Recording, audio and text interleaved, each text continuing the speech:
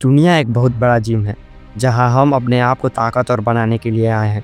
यह बात स्वामी विवेकानंद जी ने कही थी और अगर उन्होंने यह कहा है तो इसका कोई छोटा मतलब नहीं हो सकता। वो हमसे यह कहना चाहते हैं कि जब हम इस धरती पर पैदा होते हैं तो हम कमज़ोर होते हैं और जब हम कमज़ोर पैदा होते हैं तो हमारी जिम्मेदारी है सबसे पहले अपने आप को ताकतवर बनाना। जो लोग कहते हैं it's okay to be weak, उन्हें भूल जाओ। नहीं, ये ठीक नहीं है कि हम कमज़ोर रहें। क्या आपने कभी हिरन के बच्चे को देखा है? जैसे ही वह पैदा होता है वह चलना शुरू कर देता है, क्योंकि अगर उसने चलना शुरू नहीं किया तो शेर उसे खा जाएगा। ताकतवर जानवर हमेशा कमज़ोर पर हमला करते हैं, तो अगर तुम कमज़ोर हो तो सबसे पहले तुम उनका निशाना बनोगे।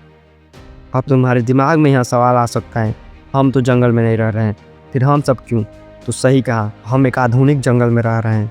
फ़र्क बस इतना है कि यहाँ पेड़ पौधे की जगह बिल्डिंग से जानवर खुले में नहीं घूमते, बल्कि इंसान की तरह बात करते हैं।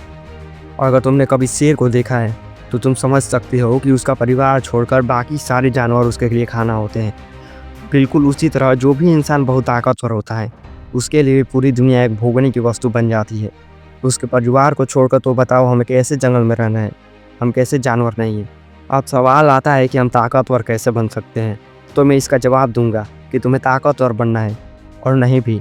इसका मतलब क्या है? मैं यह कहना चाहता हूँ कि तुम्हें वही ताकत नहीं चाहिए जो इस दुनिया में हर कोई चाहता है, क्योंकि अगर तुमने वही ताकत पाओगे तो तुम वही करोगे जो ताकतवर लोग आज कर रहे हैं।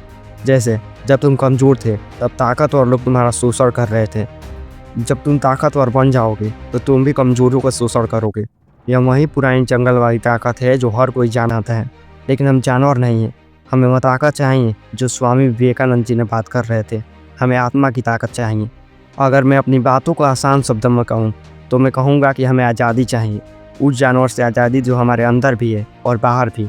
अगर तुमने अपने आप को उस जानवर से आज़ादी दिलाई तो तुम्हारे अंदर भगवान जितनी शक्ति आ जाएंगी। जब तुम अपने अंदर के जानवर से आज़ादी पाओगे तो तुम कभी भी किसी जानवर को गलत नहीं करने दोगे, नहीं तुम कभी जानवर बनकर किसी और के साथ गलत करोगे। तुम्हारे अंदर अपार शक्ति आ जाएगी, कमज़ोरों के प्रति प्रेम और करुणा भी। यह वही शक्ति है जिसे हम सबको चाहिए। अगर तुम सोच रहे हो कि बिना इस शक्ति के तुम अपनी ज़िंदगी खुशी से भी जी सकते हो तो तुम खुद झूठ बोल रहे हो, क्योंकि अगर तुम अपने कदमों को इस शक्ति की तरफ नहीं बढ़ा रहे हो तो तुम अपने आप को जानवर के कब्जे में दे चुके हैं।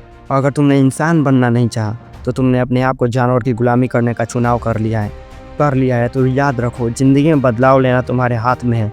अब वक्त आ गया है अपने अंदर के जानवर को पहचानने का और उसे आज़ादी देने का। तो अगर तुम तैयार हो अपने अंदर के असली शक्तिमान को जानने के लिए तो हमारे साथ जुड़ जाओ, क्योंकि हम सब मिलकर दुनिया को दिखाएंगे कि हम किस लिए पैदा हुए हैं।